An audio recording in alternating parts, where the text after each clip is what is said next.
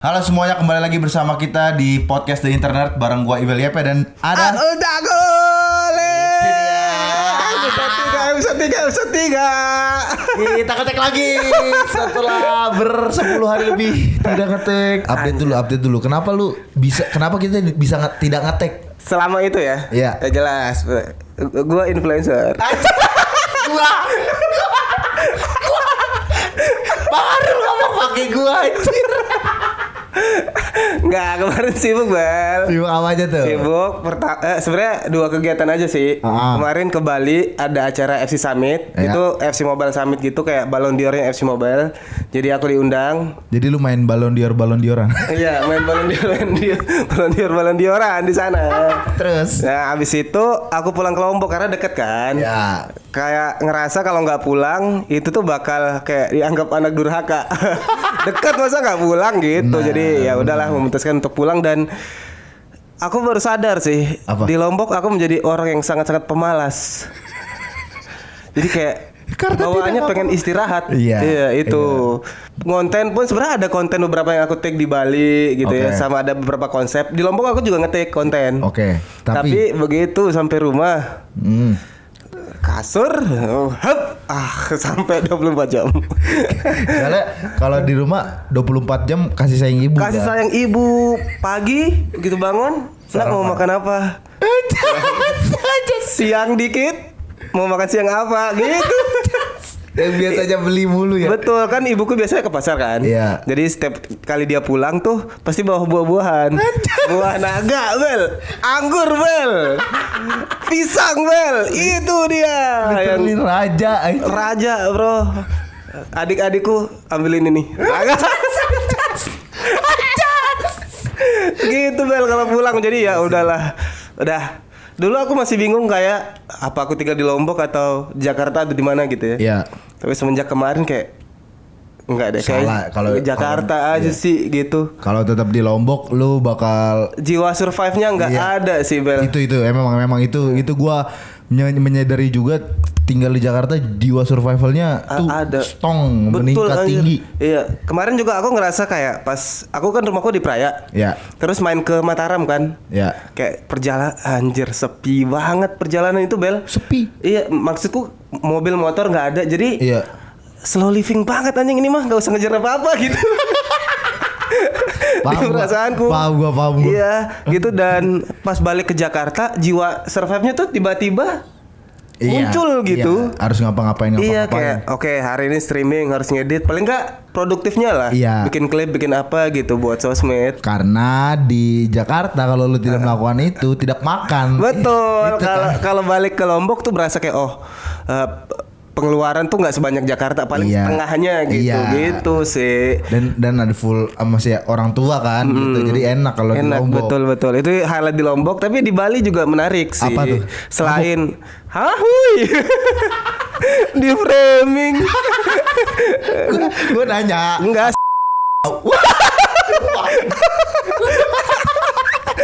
Enggak, yang menarik adalah selain FC Summit ada acaranya. Ya. Itu kan kumpul-kumpul sama kreator lah ya. Biasa lah ya ketemu sama mereka gitu. Acaranya awarding dan sebagainya. Ya. Yang menarik adalah aku ke Bali United. Sumpah lu? Sumpah.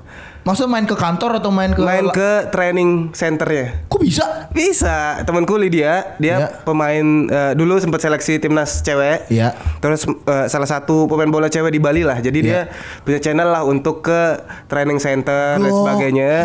Dan dia sempat ambil license kan di Bali United. Sebagai pelatih, dia license D gitu. Jadi main ke sana pasti udah dikenal. Jadi main ke training centernya, ngelihat lapangan, anjir, Bel. Ini bukan stadion kan? Bukan, training centernya. Jadi kayak ada sekitar 3 atau 4 lapangan. Iya. Yang di situ buat latihan doang. Jadi kemarin pas aku datang di sini ada di lapangan 1 lah kita bilang. Itu ada U16 latihan. Oh iya. Ya, terus di lapangan satunya lagi sebelahnya itu ada U20 latihan. Jadi kayak secara ekosistem di Bali Emang ada liganya ya U16 U20? U16 itu kayak Suratin. Apa tuh? Kayak piala cupnya gitu. Tapi untuk khusus untuk anak muda gitu ya. U20 itu EPA, tapi aku lupa kepanjangan EPA, tapi pengembangan di bawah kayak dari Liga 1 gitu, pemain mudanya U20 kayak IPL 2-nya yang MU gitulah, gitulah kebayangnya gitu. Dan aku ngelihat itu kan Nusa Lombok one day begini gitu. Investor ayo masuk aja. Amin. Habis itu aku nonton. Ya. Nonton pertandingan Bali lawan Tangerang gitu. Persita.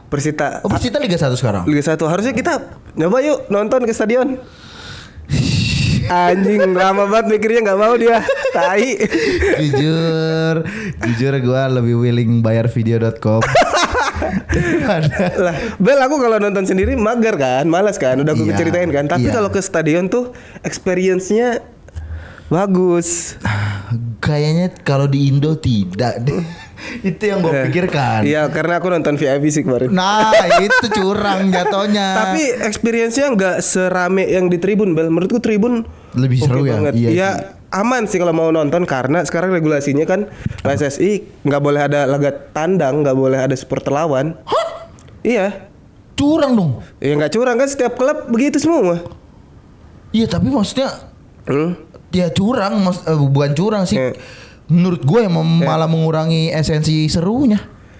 Iya, mau gimana kasus Kanjuruhan, usut tuntas Kanjuruhan. Kelas. Oke, lanjut itu ya experience ya. Dan aku menjadi princess passenger kemarin di Maksudnya Bali. Kan Lydia kan. Iya. Princess passenger tuh kan aku gak bisa mobil. Karena temen lu cewek jadi lu ikut cewek juga. Enggak, maksudku dia princess passenger tuh kayak penumpang adalah raja gitu loh. Iya tahu. Dia yang nyetir. Seharian anjing dari pagi sampai malam.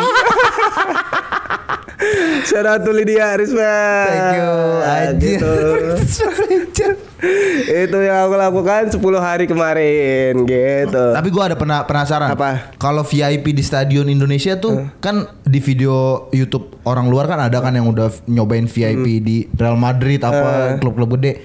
Kalau di Bali United kurang lebih lu nonton gak yang di YouTube? Itu kan dapat pelayanan dan sebagainya Iya. kan. Enggak, itu cuma kursinya doang yang VIP. Kalau Tempat masuknya beda memang gitu biar secara akses tuh enggak bergerumun sama yang lain.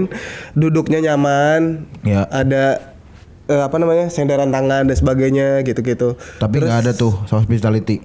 Ada yang keliling-keliling makanan minuman Gratis. beli dong. Iya. Itu kan sponsor yang ngejual kayak sponsornya Bali United apa misalnya Indofood, Indomie gitu, Indomilk gitu. Ya udah ada yang jualan susu, mie gitu. Iya. Kebab Indomie pernah makan nggak? Dijual kebab. What? Isinya Indomie. Baru tahu gue itu Gitu. gue belum pernah makan tuh. Oh berarti nggak apa ada atau masih ada yang VVIP? Nggak ada sih kayaknya. Paling tinggi VIP. Iya itu dia. Itu kalau lu sama temen lu tiket gratis lu beli? Hah? Gratis. Enak banget emang privilege. Konten kreator ya. Iya privilege terlalu enak lah. Gitu. Itu update lu selama berbelas-belas hari ini. Iya, ya nggak berbelas hari nggak sih? Paling kayak Berbelas lah 10 kemarin kan di hari balik hari apa sih? Senin kan? Apa Minggu? Tanggal 1 Minggu. Tanggal 1 Minggu. Lu balik hari Minggu. Kita ngetek udah 12 hari kita nggak Oh ngetek. iya anjir Udah iya. 2 hari ini. Iya. Ya, kalau kamu ngapain aja Bel selama ini? Selama 12 hari full di rumah enggak full di rumah sih. Kan kemarin sempet ini. Iya sih, tapi kemungkinan besar bukan kemungkinan besar. Kebanyakan gue di rumah karena ngurusin ini nih podcast belakang layar ya. Oh iya, Ibel yang edit, klip segala macam upload. Kemarin di minggu-minggu kemarin tuh 5 hari gua cuman nonton MPL. Online dan pergi. Online dan pergi 2 kali, online 3 kali. Karena 5 hari kan. Jadi hari pertama gua nonton, hari kedua, ketiga, keempat gua di rumah, hari kelima final gua nonton lagi. Ada kejadian apa Bel? Sabar sebelum ke kejadian. Apa? Gua ke MPL itu ngedukung teman gua. Siapa? Wes. Analis alter ego. Oh analisnya. Analis Kira alter ego. playernya kemarin yang kamu mention bukan? Analis alter ego STYX. STYX. Nickname-nya. STY, analis STY. Astagfirullah, kembalikan STY. Enggak, jangan. Jangan, kalau aku nggak setuju, cari yang lain aja.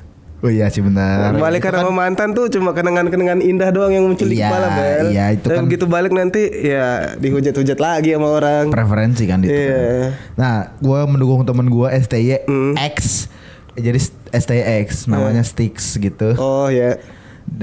Nama aslinya Michael Abraham. Nah, kerennya lagi, dia masuk sampai final. Iya. Berarti antara Onyx atau Alter Ego. Oh, gitu gue bangga banget. Iya. Temen gue masuk M7. Nanti ya. Iya. Berarti 2 Januari. 2 Januari. Enggak, maksudnya awal Januari. Tadi 2 tim yang masuk final ya. Onyx sama Aku tim Onyx sih. Di belakang tuh lihat tuh. Lu Onyx tuh. Oh iya, anjir dia udah beli baju Onyx. Bang lu harus support temen gua anjing. Onyx lah terbaik di dunia. Gila. Kalau terbaik dunia udah dapet MM series. Glory Hunter bro, saya bro. Iya lu, untung lu fans Manchester United anjing. Ya terus pokoknya MPL menurut gua ya, ini sedikit ngebahas MPL. Blunder sih MPL. Kenapa anjir? Karena stage-nya tuh di pick di niche pick 2. Kejauhan. Buset, banget. Jauhnya pakai banget Bang itu. Terus aksesnya susah. Selain Transjakarta, ada shuttle gitu dan shuttle kan ada jadwalnya, jadi orang nggak bisa nyantai itu. Karena sempet waktu di final kemarin ada yang kepanikan, bocil 2 ketinggalan shuttle. Bocil-bocil SD gitu. Iya, SMP lah SMP. Panik dia, sumpah keringetan. Udah kayak bang lu pulang naik apa bang? Dia nyari temen yang naik shuttle juga kayaknya tuh. Panik karena udah ketinggalan shuttle.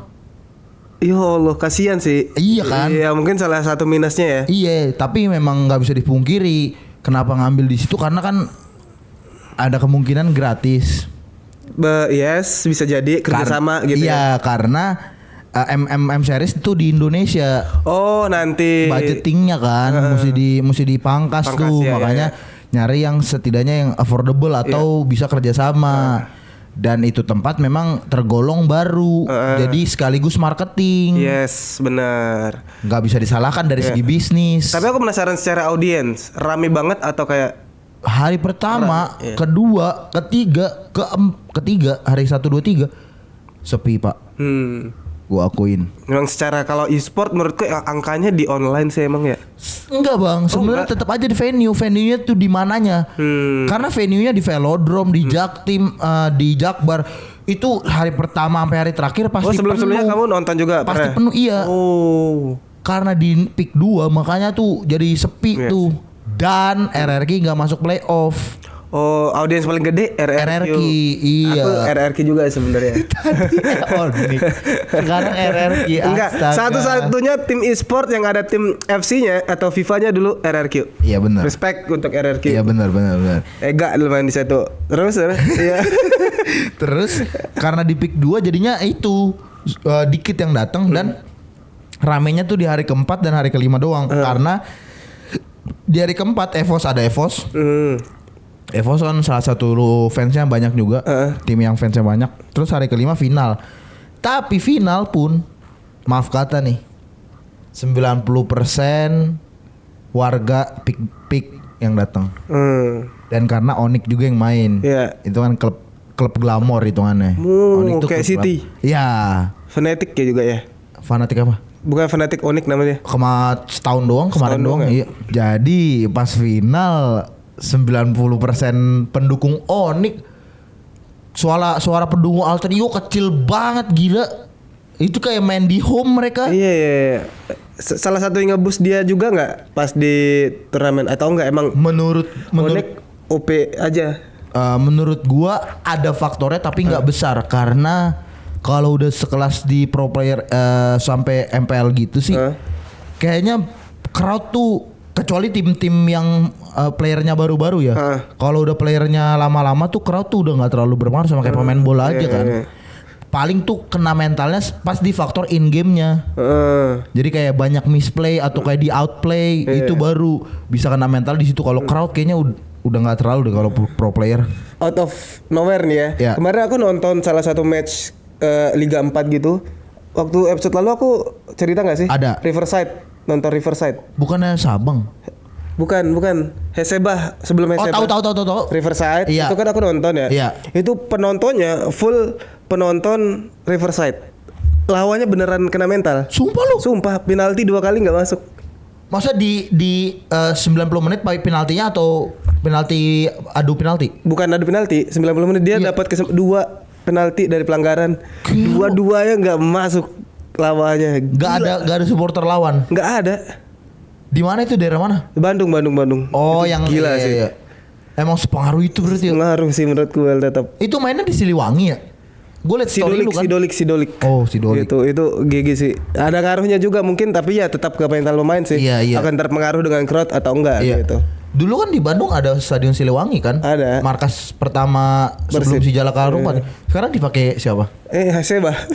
Serius? Gak tahu. Gak tahu aja. Asal sebutan. Iya.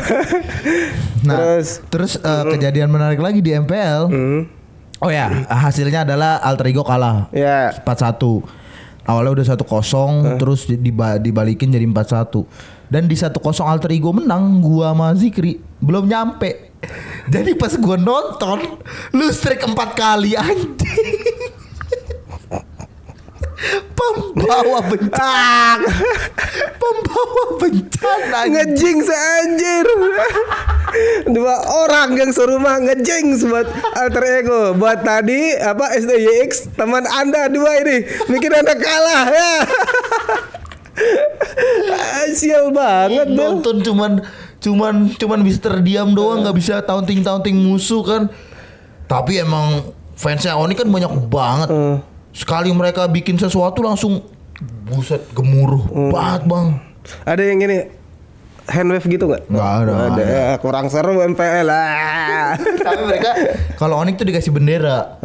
Jadi setiap bendera Palestina, free Palestina. Semua terlihat berjalan, ya udahlah, belum rezeki segala macem gitu kan. Kita akhirnya jalan-jalan ke festival, ngeliat-liat jersey segala macem kan. Sampai semua sudah berjalan, sudah ketemu sama STX, semua temen gua, ngobrol-ngobrol dikit-dikit kenapa bisa kalah, bla bla nasrai gitu kan. Pas sudah mau pulang, Zikri membuka tasnya, lalu dia panik. Kunci motor di mana, Bel? Disitulah malapetaka terjadi. Disitulah letak kita menjadi penghuni PIK selama 5 jam. Setelah pertandingan selesai. Tapi itu panik atau enggak? Jujur gue sih nggak terlalu panik. Dan Zikri juga nggak terlalu panik juga. Lebih ke aduh PR banget nih. 5 jam kan? Iya. Bentar nih, kita runut dulu ya. Iya. 5 jam sebelum 5 jam setelah MPL selesai. Iya.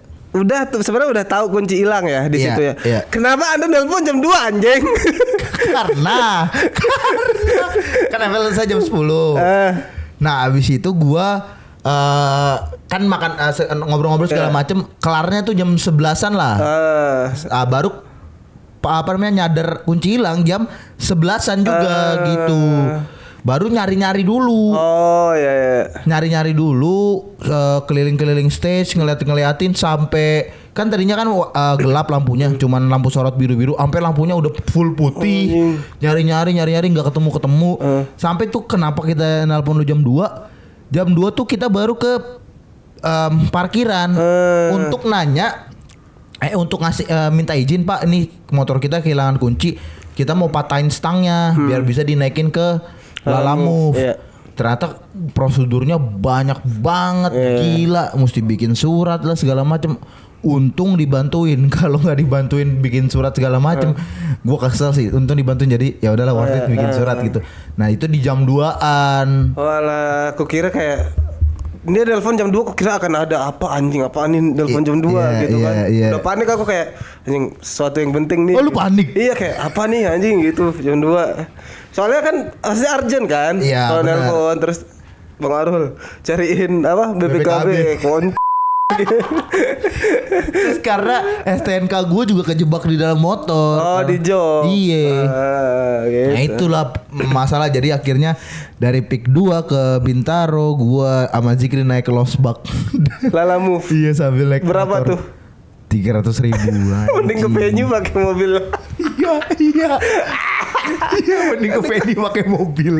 Real itu. Pakai Grab anjir gitu. Gila. Nah, terus, itu kegiatan gua selama 12 hari kebelakangan ini, dan menurut gua sih cukup seru ya. Sebagai pengangguran yang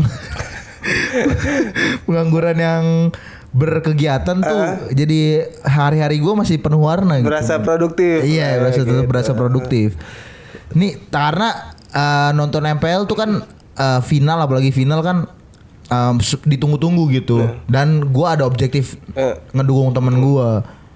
Nah gitu dia mumpung kita lagi bahas MPL, menurut gue apa tanggapan lu tentang FTV-FTV-an di skena Mobile Legends? Patah banget. Tadi aku kayak ada yang menarik tuh Bel. Kemarin ada yang lewat tuh di FYP ku gitu harusnya. Kan aku gak ngikutin MPL, tapi ada yang bikin rame nih kayak tim Liquid playernya itu FTV gitu. Tadi rencanaku. Gak usah bang. Gak ada bridging ya. Straight to the point aja. Tanggapan lu tentang FTV-FTV-an tuh? Jujur ya FTV-FTV-an adalah konsumsiku setiap hari. Halo. Lu suka nontonin ya? Suka kayak nih nonton kayak senyum-senyum sendiri. Lucu banget anjing. Waduh, sakit lu udah terlalu lama jomblo lu menurut gua. Menurut gua lu udah terlalu lama jomblo. Tontonanku 2 orang yang Indo ya. Iya. Siapa nama? Adele sama siapa emang? Securate, iya. Securate ya. Sama Swan dan Son. Oke. Itu. Paham. Jujur aku FTV yang suka karena nontonnya anjir seru banget gitu kan. Nah yang sering lewat sekarang adalah FTV-nya Swan dan Son. Aku adalah penikmat si anjing nih. Kalau misalnya aku ngelihat dari asumsi sebagai audiens ini ya di FYP TikTok. Mereka jadian sih menurutku. Swan dan Son. Iya, tapi kan nggak boleh. Emang iya? Iya. Oh gitu. Karena dia BA boom. Emang gak boleh pacar-pacaran? BA e-sport tuh gak boleh ketahuan pacaran. Setahu gua. Boleh BA mah. JKT yang gak boleh. Setahu gua sih malah, gua pernah denger BA e-sport tuh gak boleh ketahuan pacaran. Tapi memang most of BA e-sport tuh sebenarnya udah pada punya pacar. Soalnya ada beberapa kayak yang aku follow. Begitu dia jadi BA pacaran kok. Gwen Yohan sebelum dia kan bukan BA deh. BA dia. Sebelum jadi BA kan dia udah emang pacaran. Brandingan pacarannya udah dinaikin sama dia. Setahu gua tuh. Nah, makanya kenapa Swan tuh kayak menutup-nutupi padahal mah ya statistically speaking harusnya mah udah. Iya, dari teori dia, teori penonton, tatapan mereka mah gimmick mereka pacaran fix. Iya, karena terlalu rapi gimmicknya terlalu dekat deh. Terlalu profesional kalau misalkan itu di setting anjir. Tapi Adele dan Securate menurutku itu secara gimmick masih belum ketebak sih pacaran atau enggak. Gue sih jujur nggak terlalu ngikutin tapi sekali 2 kali ngelewat iya. Menurut gue sih ya udahlah ya kalau pacaran maksudnya cocok. Kalau pacaran sih ya pacaran mah pacaran aja. Kalau pacaran cocok, kalau enggak ntar putus aja. Bagus banget aja gimmicknya. Kok aku bilang putus? Gue kalau enggak pacaran pun ya itu bagus banget gimmicknya gitu. Tapi yang Swan sama Son ini emang nggak serapi mainnya Adele dan Securate sih. Iya, terlalu kelihatan pacarannya ya. Dan di komen ada yang nge-spill foto Swan. Gue tahu. Itu lucu banget. Diajak kondangan. Deket banget. Ya Allah, pegangan rangkul-rangkulan. Iya anjir. Itu sih aku suka tuh FTV yang emang emang udah disusun baik. Dan direncanakan sih pasti itu ya. Tapi emang blunder sih yang siapa? Iron ya? Iron apa Aerox? Iron motor. Iron sama Alisa itu blunder sih jujur ya. Ya menurut gue ya itu blunder. Karena kalau misalkan sudah ada persetujuan antara dua belah pihak, wah itu duitnya banyak gila. Ya itu pasti ada andil dari tim e-sportnya ataupun PR dan sebagainya lah. Menurut gue kayaknya kalau andil dari tim e-sport ada kemungkinan tapi kayak sedikit kecil kemungkinan yang menurut gue karena si Iron kan udah mulai jadi streamer, udah nggak jadi pro player. Jadi dia tuh udah full untuk menghibur gitu, maksudnya untuk nge-stream. Jadi kayak itu dia mikirin gimana cara gua naik kan. Itu dia menurut gua tuh harusnya tuh bagusnya ya. Kan ini kan kebongkar gara-gara si Aaron udah punya istri sebenarnya. Iya, kan? benar. Itu nggak akan jadi masalah kalau kedua belah pihak yang FTV-FTVan ini tahu sebelumnya. Iya. Itu. Oh ya belum tahu ya, belum benar. tahu. Nah, itu dia mungkin karena tidak dikalkulasikan juga bahwa akan ada kayak ginian gitu, masa bakal kespil. Kalau misalkan dari awal udah ngobrol saling satu sama lain tahu gitu, gue udah punya istri sebenarnya. Jadi ini kita pakai buat kerja doang aja. Benar, setuju. Nggak masalah sih menurut gue. Setuju. Karena itu FTV-an, set pak, views kenceng, duit kenceng, brand ntar dua-duanya dapet. Setuju. Gila. Kalau Colin and Samir tuh nyebutnya kalau kayak gini-gini ya, social jacking. Oh iya benar. Panjat sosial dua-duanya. Benar. Satu naik, orang menikmati konten-konten Benar. pacaran, dua-duanya naik, mantap itu. Iya benar. Dan itu kalau misalkan sustain ya, belum kebongkar. Ini nggak akan jadi FTV bagus kalau misalnya Aaron udah ketahuan punya istri. Iya. Tapi kalau misalnya belakang layar ada deal kayak, oh aku sebenarnya udah punya istri nih. Iya. Gitu kan? Iya. Gak apa-apa. Itu bakal jadi konten yang bagus menurutku karena dekat dulu, ya kan? Betul. Di pura-pura dekat, dikenalin, iya. jalan bareng. Iya. Ntar ceritanya ada yang patah hati karena tinggal nikah. Itu punchline-nya bagus banget. Iya. Karena emang harus disetting sih menurut gua kalau memang ngincernya tuh engagement dan uang. Yes. Karena kalau kayak gini kan blundernya dibikin sendiri anjir. Iya. Karena ceweknya yang ngomong kan, gua nggak mau ntar ganggu suami orang. FTV ini akan selalu laku ya di Indonesia. Iya, dan aku pengen lagi FTV. Tapi FC Mobile kreatornya cowok semua. Hei, ada dong cewek dong yang main, woi. Buat narik views ya, anjir. Iya, social jacking, bro. Gue sih nggak terlalu mau ya sama FTV ini, karena prinsip gue nggak mau ada relation gue tuh masuk ke kerjaan gue dalam artian konten gitu kan. Gue nggak pacaran aja, nggak perlu dikontenin gitu. Iya, karena beda gitu. Gue ngerasa gue orang yang berbeda kalau misalkan di kehidupan nyata dan di konten. Maksudnya ada harus ada turn on-nya gitu, ada tombol on-nya dulu kalau mau konten gitu. Kalau misalkan di kehidupan biasa mah gue manusia normal gitu. Waduh, HP baru jatuh tuh. Antel untung kuat diinjek. Anjir. Karena ada konten diinjek kuat. Itu. Jadi kalau gue sih kurang tertarik akan FTV Ben. Aku sih suka nonton dan pengen. Tapi kalau ada change. Balik lagi ke FTV nih. Awal FTV lu nonton nggak? Yang di TV, bukan FTV-an di konten. Nonton. Dulu pulang sekolah aku nonton sih. Kayak lagi lepas baju atau sore-sore sebelum main bola gitu. Iya. Nonton dulu biasa jam 2 kan. Iya. Yang lokasinya di kebun teh gitu. Iya, nonton cuy. Channel TV-nya SCTV. Iya betul. Iya kan? Seru anjir. Gue juga dulu sempet nonton lagi. Dan gue itu juga senyum-senyum nontonnya. Iya kan? Anjir. Nah itu. Kayak kalau ada momen-momen yang kalau lagi romantis banget tuh, anjing gue sampai gak berani lihat bang. Kayak anjing itu tuh kayak gitu, tapi kayak gitu. Lu kayak gitu gak? Enggak juga, malah kayak pengen. Gue sampai kayak anjir kayak gue gak berani ngeliat gitu kalau terlalu romantis anjir. Oh cringe ya? Iya, ya mungkin kayak lebih ke cringe gitu. Gila, Ibel menonton FTV. Dulu tuh SD emang anjing tontonannya kayak gitu tuh. Iya. Tapi ngomongin social jacking ya Bel ya? Iya. Ini seperti biasa, kita kan ngomongin konten. Betul. Kita akan bahas konten juga yang kita tonton selama break podcast gitu. Iya. Ada satu konten yang social jacking menurutku bagus banget. Apa? Konten kreator luar sih. Siapa sama siapa? Airak sama?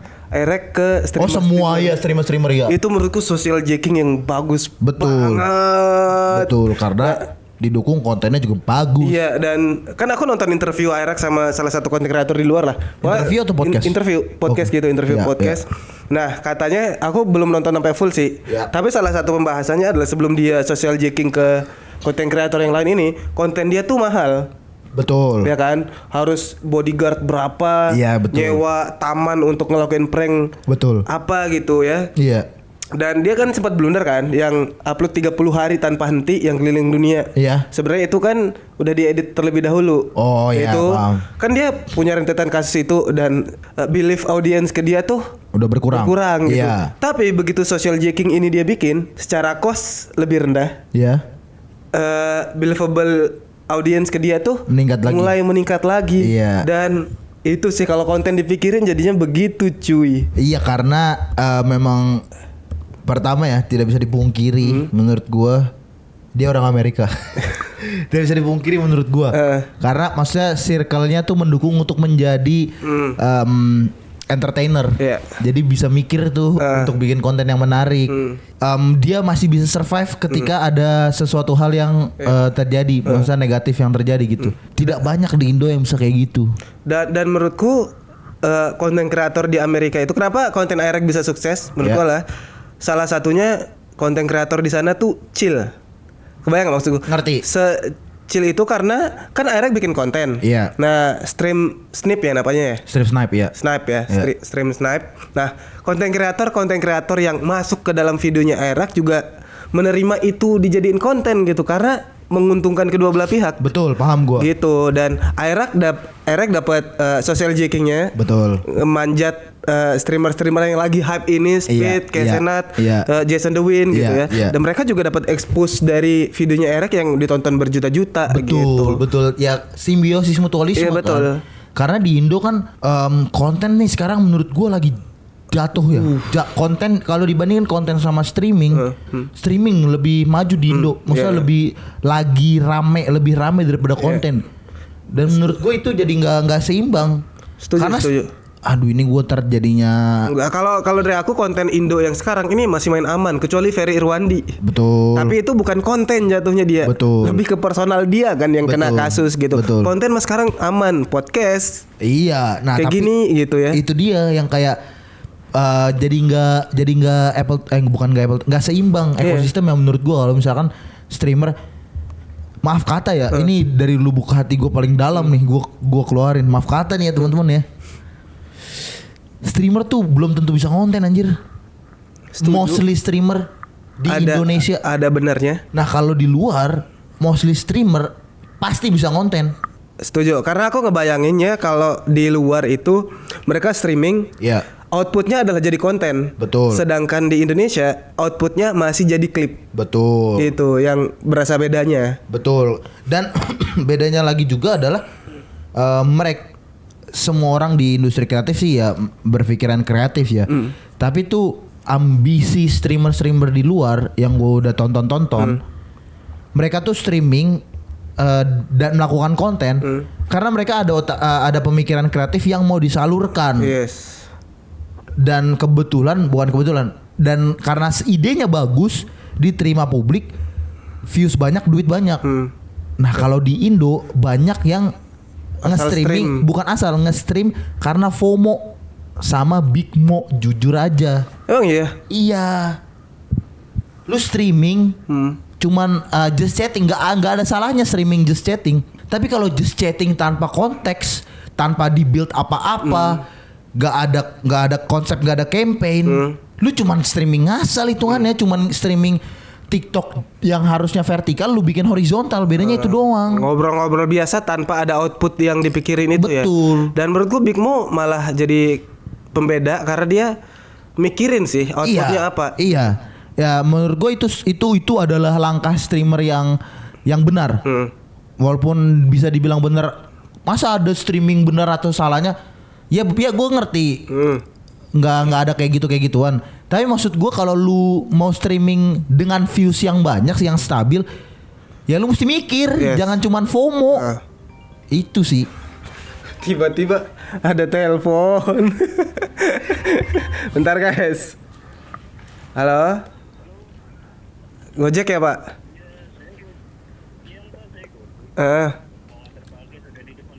Oh 2A ya Pak? Ya oke, bentar. Ya benar, saya turun dulu ya Bang. Karena waktu maraton juga jadi banyak juga yang kayak gitu. Iya, streaming rame-rame. Ya. Karena cuman FOMO. Gue paham sih kayak Big Mo juga pernah bilang kan kayak ya udah streaming dulu aja, jalanin dulu aja. Bener bener mindset mulai dulu aja. Tapi kalau udah 3 bulan lu cuman streaming doang, jalanin dulu aja, itu udah bukan jalanin dulu aja 3 bulan anjir. Tanpa konsep ya. Iya. Ya maraton sih salah satu yang dipikirin konsepnya. Per hari sangat akan ngebahas apa, bintang tamu siapa, itu tuh dipikirin gitu. Sangat gitu. Ya. Kalau misalkan cuman jalanin dulu aja terus, Tokopedia juga nggak bakal berkembang anjing kalau cuman pakai hashtag jalanin dulu aja doang. Bener. Dan yang dipikirin emang harus output dari streaming itu, jangan berhenti di streamingnya menurutku. Itu dia poin penting dari kalau misalkan mau ikutan streaming atau bikin konten di sosmed sih. Betul. Dan masih banyak orang yang belum paham itu sebenarnya, dan nggak bisa disalahin juga. Ya semua pekerjaan butuh pengorbanan untuk belajar, Cok. Sebenarnya dasar pemikirannya itu. Semua pekerjaan butuh dipelajari dulu. Jadi jangan ngelihat streaming satu orang udah berhasil, gini doang gampang. Setuju. Jangan memudahkan pekerjaan orang lain, cuy. Iya. Gini doang anjir, gini doang duitnya banyak ratusan juta. Gua kasih tahu nih, ini prinsip hidup. Kalau gaji lu udah gede, tanggung jawab lu berarti juga gede. Jadi kalau misalkan lu melihat orang berhasil di pekerjaannya, berarti dia ada balik layar yang lu nggak tahu yang udah dia lakuin. Bagusnya Big Mo adalah bikin wave baru di streaming sih, di konten. Betul. Tapi sebagai audiens jujur ya, personality yang diambil tuh terlalu western centris, nggak cocok di Indo. Karena dia memang lingkungannya tuh lingkungan dari Amerika. Dia dulu kuliah di Amerika. Oh pantes. Iya. Dan memang banyak banget jokes yang dipakai tuh reference Amerika. Tapi mau nggak mau orang jadi harus cari tahu ini jokesnya apa. Dan jadi lebih banyak yang udah tahu jadinya sekarang.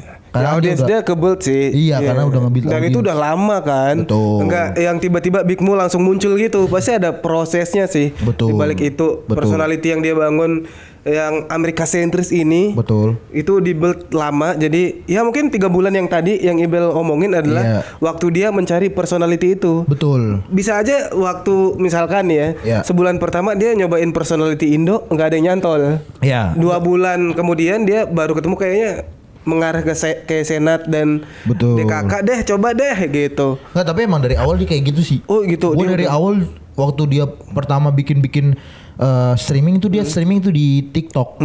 Streaming di TikTok tuh Riz Academy. Dari namanya aja udah ngikutin AMP kan, Riz Academy. Ya sebenarnya dari awal tuh udah Amerika sentris dan udah barbar juga. Nah sekarang karena algoritmanya dia makin dikasih kan, views makin banyak juga, dan ada kasus jadi ke blow up juga. Maksudnya apa dia? Itu yang abangnya ngatain istrinya Arhan.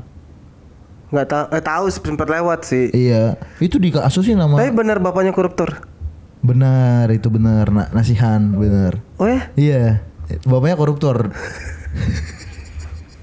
Lucu banget. Streamer background bapaknya koruptor. Iya kan? Ya kenapa harus ngelihat story anjing, ini kan anaknya. Ini kan lucu maksud secara komedi situasi tuh kayak bapakku koruptor. 2 kata lucu. Bapak koruptor anjir. Iya benar lagi. Itu sih yang aku lihat. Ya. Kalau menurutmu Big Mo sekarang bikin konten kreator di Indonesia tuh ada new wave-nya gitu nggak sih, Bel? Ada pendatang baru yang mengubah scene-nya gitu? Iya, kan menurut gua, karena sebelum Big Mo belum ada konten streamer just chatting yang rame. Karena just chatting tuh di Indo kan itu kan boring sebenarnya kalau lu nggak bisa entertain 2 jam dengan pace yang cepat, akan menjadi boring just chatting. Ya Big Mo salah satu yang membawa meta baru sih, new wave gitu menurut gua, karena dia jadi kayak ngasih tahu orang bahwa cara nge-entertain tuh harus secepat ini pace-nya. Yang kamu lihat dari streamingan Big Mo itu ya, berarti pace-nya kenceng. Iya. Terus pasti di konsep ngundang siapa Betul. gitu. Terus bisa jadi konten dan klip gitu. Betul. Oke, soalnya aku ngikut, kan aku nggak begitu suka secara personality yang Big Mo bawain ya. Iya. Jadi tontonanku ya masih Winda. Iya. DNKT gitu-gitu masih ku tonton gitu. Menurutmu yang pembedanya itu ya dari yang aku tonton tuh, kan mereka masih main di zona aman nih, kayak nggak berani kayak Big Mo dan belum ada ide-ide yang mantap gitu di streaming kita. Iya, menurut gua iya karena si pendahulunya streamingan yang udah rame ya masih berkutik di game apa yang bikin streaming gua rame rata-rata ya. Nah atau enggak restream MPL. Itu udah pasti rame sih anjir. Iya itu yang kenapa gue bilang Big Mo tuh jadi new wave karena ya literally dia just chatting kan. Konsepnya dia just chatting dan bisa bikin just chatting rame sih. Heads off sih gue menurut gue. Kalau aku ya di dunia yang streaming ini salah satu nama yang aku ingat adalah sebenarnya Billy Samuel sih. Dia streaming game. Ya. Tapi gimana cara dia promote streaming dan konten dia tuh bagus banget menurutku. Billy Samuel. Iya. Kayak pernah denger gue namanya. Coba ya. Coba. Lu pernah nonton pakai akun di internet ya? Pernah lewat kayak. Nah, kayak tadi gue baru ngecek akun di internet terus kayak lewat juga dah. Iya, itu menurutku secara shorts-nya dia storytellingnya GG sih. Kayak dia naik dari shorts juga ya. Shorts dia emang storytelling bagus banget, Bel. Iya sih, gue baru lihat juga channelnya tadi banget. Karena internet kayak pakai akun internet. Gue lihat ini viewsnya. Gue nggak pernah tahu dia siapa kan.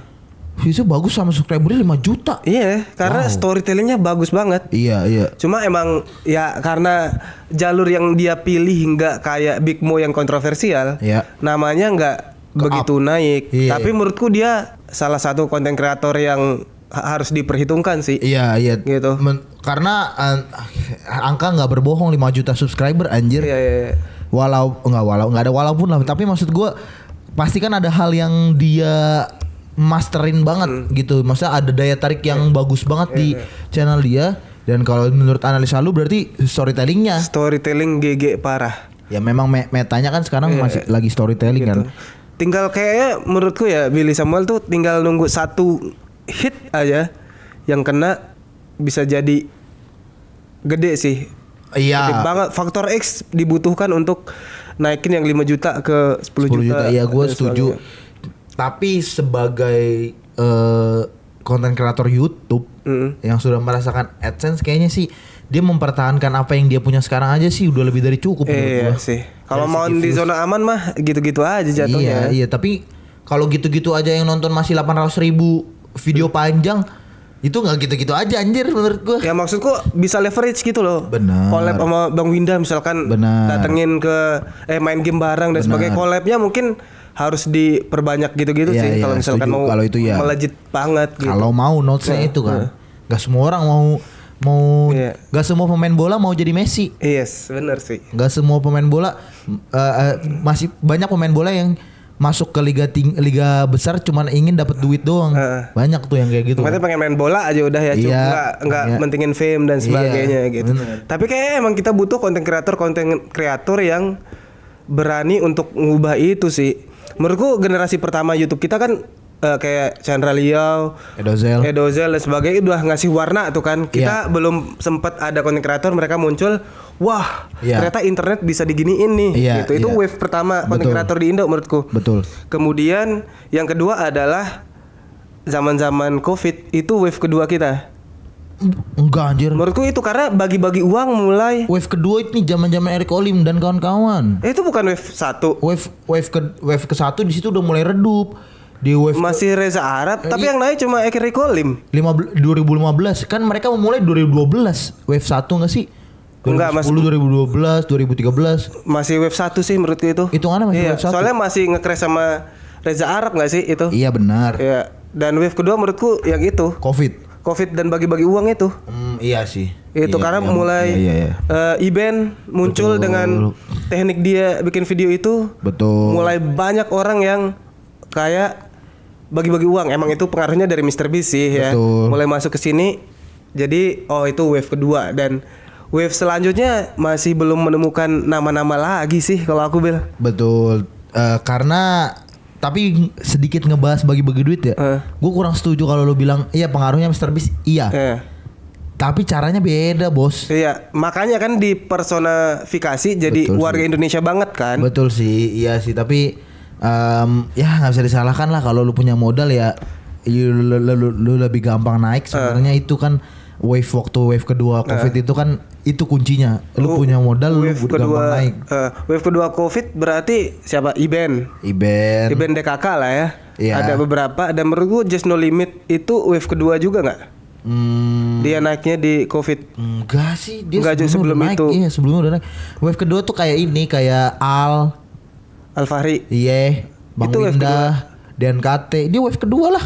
Iya, naik benar kan waktu restream MPL. Ada pengaruh Covid-nya juga. Iya, ada pengaruh Covid-nya. Bang Winda tuh OG wave kedua. Iya. Yang menurutku naik 2019-2020. Iya, Bang Winda. Iya, karena Covid, iya benar. Betul. Gila itu views-nya dia anjing. Ya, wave kedua dia Winda. Iya. Ya kita tahu lah track record Bang Winda sampai sekarang ya. DNKT dari Nimo ke YouTube ya, berarti itu. Siapa lagi? Dia VP dia. Dia dari Vice President EVOS. Iya tahu. Dia jadi content creator. Tapi dia di Nemo juga ya? Iya. Kalau nggak salah. Gue nggak nonton sih waktu di Nemo. Ya aku nggak nonton Nemo juga. Itu wave kedua siapa lagi menurutmu? Ya TikTok sih. TikTok, kemunculan TikTok muncul wave baru ya? Iya, konten kreator TikTok. Celos. Ya jelas. Dan karena adanya TikTok jadi berkurang juga tuh konten YouTube panjang Indo. Iya sih. Itu. Iya. Jadi orang udah mulai shifting ya, udah nggak pentingin YouTube lagi pada main di shorts ya. Karena followers kan lebih gampang dapat dan views lebih gampang dapat di TikTok, ya kan? Followers views dapat. 1 bulan AdSense setara 1 endorsement mereka anjir. Iya sih. Tapi emang harus gede banget ya. Iya. Yang di shorts. Menurutmu siapa lagi nama-namanya? Yang bisa ngubah konten kreator dan sejauh ini yang dari wave 2 Bang Winda dan DNKT Celos sih itu udah sangat stand out ya. Betul. Kayak Celos dengan bionya, Bang Winda dengan gameplay dan impactfulnya ke streaming, charity dan sebagainya. Dean ke grup-grup YouTuber mulai makin kebentuk gitu-gitu. Kalau nama Ferry Irwandi enggak, dia kayak dia enggak masuk ke wave, kayak dia tuh berdiri sendiri. Iya, punya kayak Just No Limit. Kayak siapa namamu yang tadi sebut pertama? Rico Lim. Rico Lim kan masih ngikutin tren, Bang. Kalau Ferry Irwandi kan Bang Ferry kan emang pengen membuat Indonesia lebih baik gitu. Itu core-nya ya. Iya, beda peruntukan dia bikin konten. Tapi wave-nya menurutku masuknya sama-sama ke dunia konten tuh. Betul. Di kepalaku untuk memisahkan itu di tahunnya. Gue masih di Bang Ferry di kedua. Karena gue nonton Bang Ferry, jujur aja ini fun fact nih. Gue nonton Bang Ferry waktu dia masih di puluhan ribu subscriber. Dan gue masih dapat giveaway stock footage Google Drive. Anjir. Sumpah waktu dia 100 ribu subscriber, tuh dia giveaway stock footage Google Drive. Pasar gitu, footage pasar gitu. Gue download tuh anjing. Sumpah. Dulu aku tahu sih dia masuk ke YouTube Rewind kan, karena Andovi Jovial kan bilang kayak Ferry Irwandi kontennya bagus-bagus gitu. Iya. Itu yang membuat dia di recognize juga. Kalau setelah itu dia kan masuk Om Deddy. Itu juga makin ngeboost dia segala macam gitu-gitunya kan track recordnya.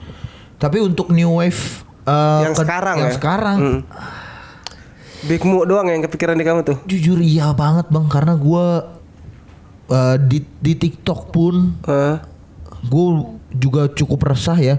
Gue tidak menemukan konten kreator anjir, jarang menemukan konten kreator yang gue tonton tahu nggak apa? Klip. Iya bener. Sama potongan video YouTube. Iya. Banyakan di FYP. Iya, tujuannya TikTok sekarang udah bukan ngonten menurut gue ya. Nah, konten nge-direct ke platform lain jatuhnya. Betul. Karena konten yang gue tonton cuma teman-teman gue doang yang lagi nonton. Iya sih, belum ada yang menggebrak industri kreatif kita lagi ya. Iya, kalau lu minta nama ya gue sebut aja Bobit, Mikes, Dewa Fabian, Kelvin Raharja. Itu doang yang bisa gue sebut. Karena yang ditonton itu ya, yang kontennya dan konsep dipikirin tuh mereka. Iya. Karena sisanya jujur FYP gue klip sama potongan video anjir. Iya, sama lagi setelah aku pikir-pikir ya. Sama highlight sport. Sama anjir. Makanya.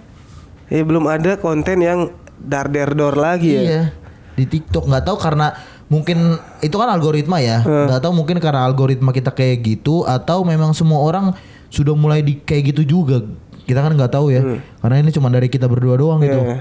Tapi mungkin teman-teman ada yang tahu yang ditonton kayak bakal jadi gede nih bisa ngubah konten nih, coba komen dah. Coba komen menurut kalian siapa konten kreator yang kan apalagi kalau misalkan masih awal-awal masih followers kecil kan harusnya proud banget anjing followers kayak kalau misalkan bisa ngeramal gue yakin nih orang jadi konten kreator gede dah gitu. Dan gue follower dia masih 20.000 anjir itu kan kayak masih proud banget. Iya benar. Lu ada nggak yang kayak gitu? Siapa ya? Dulu ada tapi bukan konteksnya konten kreator. Apa? Ada satu bocil dari Manchester. Ya. Dia lempar-lempar video dia lagi latihan. Cita-cita dia main di Manchester United. Siapa? Ada, aku lupa namanya, tapi dia sekarang udah nggak dikontenin lagi sama bapaknya. Kalau gua ada juga yang kayak gitu konteksnya. Tadi kan satu udah Bang Ferry. Kedua ini Niki Zevanya. Penyanyi. Tahu lu? Gua waktu itu follow dia waktu lagunya baru 3 doang. Dan followers dia masih 10.000-an. 10.000 bukan belasan ribu, 10.000-an. Sumpah gue itu follow dia masih 10.000 tuh. Pernah ke DM gak kayak? Kagak pernah gue. Tapi gue pernah nge-tag dia di story. 10.000 tuh gue follow Niki Zevanya anjir. Kalau yang luar Bel, new wave content creator luar yang ngubah industrinya selain Mr. Beast mah basi ya. Iya. Jangan Ryan Trahan lagi dah. Ya itu sih, tapi itu nggak bisa dipungkiri juga itu new wave Bang. Ryan Trahan ish. Oh ya, kamu ngelihatnya banyak yang kayak gitu? Banyak banget gila. Banyak banget. Jack Pembroke, Dylan Huang, lupa lagi nama gua. Pokoknya tuh gua udah tulis di HP. Ada 5 nama channel yang vibes-nya sama. Berpengaruh juga berarti dia di dan views-nya works. Jutaan. Iya. Kayaknya aku ada satu orang yang begitu juga sih. Siapa? Kayak stylenya kayak Ryan Trahan, Dylan apa namanya? Dia Dylan Hyun. Iya. Dylan yang kacamataan. Iya, begitu orang ya. Vietnam. Ya Asian. Iya. Oh iya. Iya, itu kan style sama kayak Ryan Trahan ish kan. Dan views-nya works. Betul. Menurut gue itu new wave dari segi pengemasan video. Karena kalau misalkan semuanya ngopi konsep itu dan works, ya berarti itu konsepnya yang OP. Iya. Dan apa ya pengaruhnya berarti Ryan Trahan gede juga ya. Mr. Beast mungkin secara banyak gitu ya, secara luas, secara garis besar tuh gede banget gitu, pace editing, main nama duit-duitan, gitu-gitu. Tapi Ryan Trahan nih bisa ngeklik ditiru orang-orang di storytellingnya. Itu bedanya ya. Setuju gua. Karena at the end of the day ya, semua konten tuh kalau kalian tahu caranya untuk menganalisa, kalian bisa ngikutin. Bener. Kalau kalian tahu, nggak cuma konten sih, semua pekerjaan. Kalau kalian tahu cara menganalisa pekerjaan itu, kalian bisa ngikutin. Dan itu sah-sah saja di Indonesia. Ya gimana cara nge-localize sih? Bener. Kalau pinter nge-localize-nya udah jadi. Bener. Ya nggak bisa dipungkiri, mereka juga Ryan Trahanish. Ya semua karena faktor Mr. Beast juga sih. Karena ada pengaruhnya. Iya. Style video itu yang memperkenalkan Mr. Beast. Style video yang gue omongin adalah cara mereka berstorytelling. Itu kan tensionnya tuh sama banget kayak Mr. Beast. Tapi Ryan Trahan agak pelanan dikit. Betul. Aja sih. Dan banyak porsi dia ngasih tunjuk personality dia. Itu jadi kayak 2 combo yang dipakai buat video dia jadi works. Sebenarnya ada satu konten kreator yang menurutku ini tuh secara konten dia mind blowing banget. Siapa? Anthony Po namanya. Luar. Dia apa kontennya? Sebenarnya dia tuh kontennya mungkin ada challenge dan sebagainya ya. Tapi gimana cara dia eksekusi kontennya itu mind blowing. Dia punya persona nih namanya Anthony Po. Dia bikin persona baru lagi. Dan secara konten dan view bagus kayak Joji lah. Tau. Dia bikin apa namanya? Filthy Frank tapi yang Anthony Po ini bikin 3, 4, 5 persona. Channel atau persona? Dia bikin TikTok baru, followernya naik. Gitu, sumpah. Namanya Anthony Po. Jadi ada 2 case yang aku ngikutin dari dia. Yang Uni udah lama. Jadi dia kerja sama Crocs sandal. Tapi dia nggak mau bikin video biasa. Terus apa video? Caranya adalah dia bikin personality baru. Aku lupa namanya ya. Iya. Crocsman atau apa gitu. Iya. Pokoknya dia Crocs the Kids kalau nggak salah. Oke. Namanya. Nah, untuk membuat video kerjasama ini kan banyak YouTuber yang kayak oke, video ini disponsori oleh Iya. Crocs gitu. Iya. Tapi dia bikin akun TikTok baru dan untuk bangun hype-nya, bangun campaign-nya, Iya. dia bikin sandal untuk setiap patung yang ada di New York. Wow. Itu. Wow. Anjir. Gila niat banget. Iya, jadi pertamanya adalah dia kayak konten pertamanya ngukur 3D scanning lah. Iya, iya. Patung-patung ini Berapa? kalau dibikinin sandal ukurannya kayak apa? Iya. Set gitu. Terus udah itu jadi konten banyak tuh kan. Iya. Dia satu patung mungkin bisa jadi 2-3 konten. Betul. Itu. Dan end goals-nya adalah Masangin. nanti akan ada Crocs gede di patung ini. Dan kalian semua bisa datang untuk tanda tangan dan sebagainya. Oh iya. Iya. Jadi di setiap videonya tuh begitu. Anjir. Gila kan? Smart Iya, anjir. itu kreatif banget anjing. Kreatif banget. Itu sama kurang lebih sama kayak caranya Niko. Hah. Bikin Sonico, tahu nggak lu? Iya, itu kayak gitu bener. Iya. Bener. Anjir, keren sih. Dan di Indo belum ada tuh. Kalau kalian konten kreator yang nonton, ini kita kasih tahu konsep loh, gratis. Tidak seperti konten kreator yang menjual kelas Kita free ya. dan menjanjikan 20.000 followers dalam 3 bulan. Kita tidak menjanjikan hook, kita menjanjikan konsep. Ambil konsep orang luar, amati, tiru, pakai udah, bukan modifikasi. Orang di Indo aja cuman kayak gitu kok. Iya, paling modifikasinya adalah nggak pakai Crocs, pakai swallow. Nah, gitu-gitunya Dan, bisa di ATM lah. Betul, modifikasinya juga ini sih pakai bahasa Indonesia. Nah, itu. itu udah termasuk modifikasi loh, Bang. Iya, betul. Menurut orang-orang banyak itu termasuk modifikasi. Iya. Modifikasi, ubah bahasa doang aja. Dan yang Anthony Po ini satu lagi, Bel. Apa? Dia bikin dia menurutku ya kayak kreatif director anjir. Tapi dia lakuin. Tapi dilakuin. Iya. Jadi dia bikin ini kerja sama apa ya? Bukan, dia yang bikin jauh ke belakang sebelum jadi anak Crocs with the Kids with the Crocs. Iya. Dia adalah orang pertama yang bikin looks alike. Timothy Chalamet looks alike. Dia orang yang bikin. Oh iya. Iya. Anjay. Itu ide pertamanya. Terus jadi Crocs the Kids. Terus dia bikin persona baru. Dia pengen jadi kakek-kakek. Buat di kontennya. Di kontennya. Jadi campaign dia adalah pengen ngebuat orang-orang keluar rumah. Ya. Untuk nyentuh rumput Some grass kan. Itu kan gamers kan biasanya. Meme-nya ya. Terus dia mikir gimana caranya journey itu kesampaian. Iya. Salah satunya journey-nya adalah pertama dia hire kakek-kakek. Iya. Kedua dia hire subscribernya untuk bikin akun meme.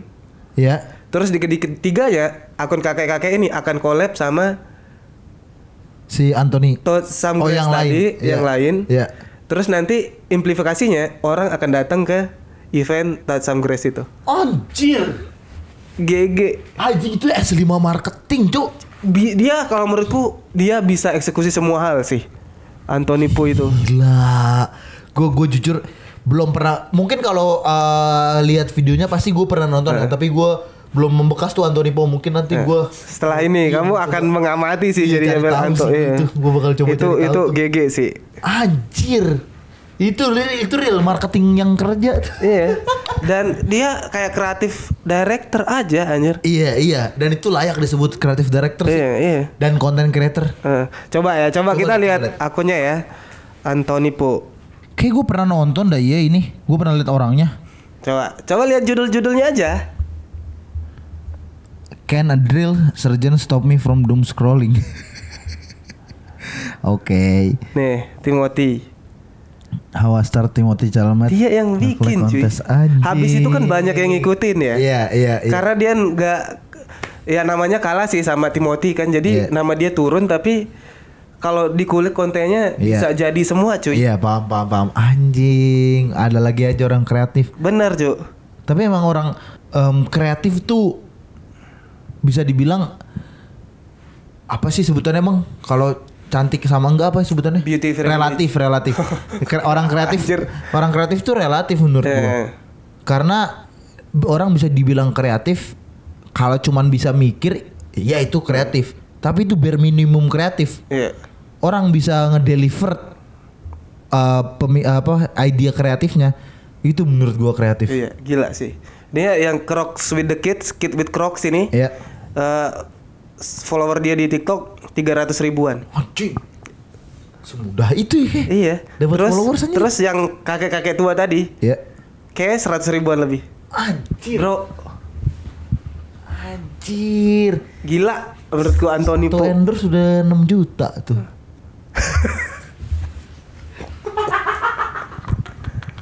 Kita mau kasih tahu aja guys, tuh red card tuh, follower segituan. Iya. Mungkin kontennya itu hitungannya new wave juga kan? Iya, menurutku dia sih. Iya. Yang akan ya kayak Nico lah gitu-gitu. Iya. Tapi kalau ini menarik sih menurut gua. Menurut gua karena kita udah durasi lumayan panjang juga ya. Top 5 GOAT of all time content creator dari kita masing-masing. Oke. Top 5 GOAT content creator versi Arul Dagun. Itu dia. Asik. Nomor 1, nomor 5 dulu, dari nomor 5. Anjing, gak sempat mikir. Ya. 5 grup boleh? Grup boleh. Sideman. Kelima. Iya. Atau 5-5-nya? Enggak. Kelima. Sideman secara grup. Oke. Karena menurutku dia bisa ngasih gambaran gimana caranya konten kreator ide sesimpel apapun bisa jadi konten. Iya. Setuju. Itu. Setuju. Enggak di akun segmen utama ya. Betul. More segmen dan sebagainya. Betul. Itu tuh. 4. Karena aku baru menemukan Anthony Po ini. Iya. Aku akan taruh di 4 dulu deh. Oke. Yeah. Nice pick. Nomor 4 Anthony Po. Yeah, karena udah jadi jelasin juga kan. Idenya bagus banget itu orang. Iya, setuju. 3 Mr. Beast dah. Taruh di 3. 3 Mr. Beast oke. Nice. Ya, secara ide konten udah jelas. Storytelling sangat bagus. Legacy yang dia kasih. Betul. Banyak yang ngikutin. Iya. Tapi aku taruh 3 karena kalau secara storytelling aku nggak begitu suka. Oh iya. Iya. Kenapa? Karena yang nomor 2 jawabannya. Apa tuh? Ryan Trahan. Oh ya. Secara penceritaan, personality, ide konten, jokes. Iya. Itu komplit. Iya, dan itu masuk banget di lu kan. Iya, masuk banget di aku. Nomor 1. Raditya Dika. Oke. Udah nggak perlu dijelasin? Iya, karena udah diomongin mulu. Dari di episode pertama juga diomongin mulu tuh Raditya Dika. Kalau kamu? Ke gua. Sebut dulu. Top 5 GOAT content creator menurut Ibel YP. Anjas. Yes. Nomor 5 bisa dibilang ini honorable mention juga. Nomor 5 gua taro Kevin Anggara. Oke. Karena gua dari dulu suka banget style dia ngonten dan gua ngikutin banget dia ngonten. Walaupun gua tidak ngikutin dia ngonten di awal-awal ya. Gua tidak nontonin video-video dia yang skit-skit dulu enggak. Aku suka satu sih dari Kevin Anggara. Apa? Kejujuran dia. Iya, gua setuju. Nah, gua tuh mulai ngikutin banget ketika dia udah shifting ke YouTube panjang. Nah, dan gue suka banget stylenya. Jadi nomor 5 masih honorable mention Kevin Anggara. Honorable mention apa kelima? Kelima, oke. Sip. Jadi kayak mau nggak mau gue harus sebut gitu. Iya. Nah, keempat gue bisa bilang satu-satunya konten kreator pendek yang dia bikin video panjang juga tapi jarang. Nomor 4 gue taruh untuk That's a Bad Idea.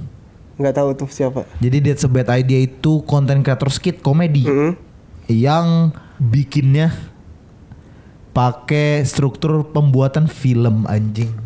Jadi skitnya bagus banget bang. Oke.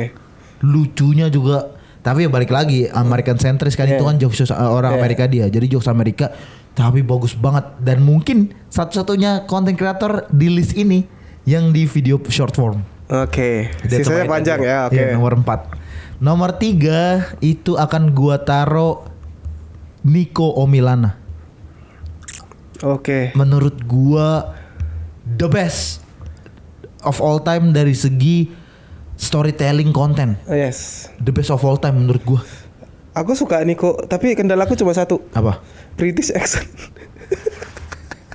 Bisa sambil bisa bisa jelas nih kuping kau. Ada ini cowok, ada subtitle. Iya tetap. Kalau Mr. Beast terahan kita tonton keserap udah jelas ya, kan. Ngerti gua. British accent. Tapi gua menurut gua storytelling paling bagus Niko Milana dari semua konten kreator di YouTube. Nomor 2 gua taruh untuk konten kreator karena gua suka makan, konten kreator food, the best konten kreator food of all time. Matt Stoney.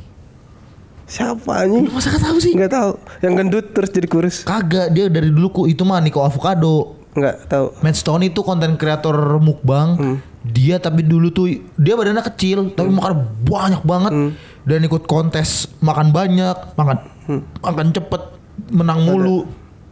Nah itu nomor 2 gua Matt Stoney tuh. Karena gue suka makan kan. Jadi konten yang gue suka nonton makan-makan tuh paling oke Matt Stoney. Oke. Dan nomor 1 the best of the best, GOAT of all time, Filthy Frank. Dan menurutku dia udah bukan konten kreator. Iya, referensi bebas. Orang-orang bebas. Itu sih top 5 gua. VIP sih ini. Bisa kita yakin-yakin gitu enggak ya?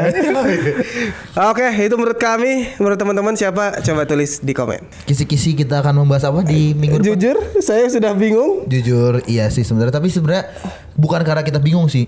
Kita mau camp by surprise aja teman-teman. Asik. Sebenarnya bahas recent update kayak tadi udah bisa jadi podcast aja. Betul.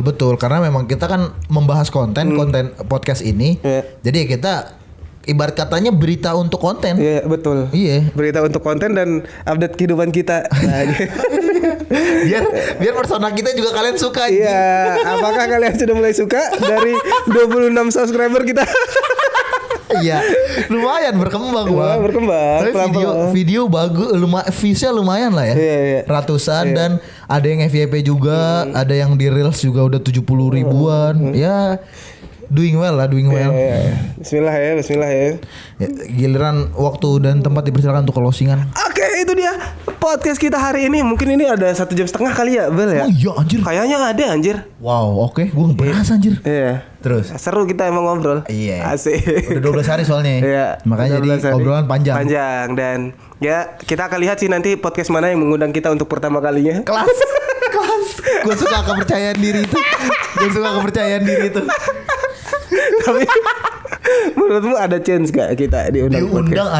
Diundang ada karena kita ada value yang diberikan di podcast kita. Jadi kita bisa diundang untuk ngobrolin. Sebenarnya kenapa podcast lu ngasih tahu hal yang nggak dikasih tahu? Iya, ya sudah itu dulu ya. Jangan lupa pencet tombol like, comment, dan subscribe-nya teman-teman dan follow semua sosial media internet. Makasih udah nonton. Bye bye.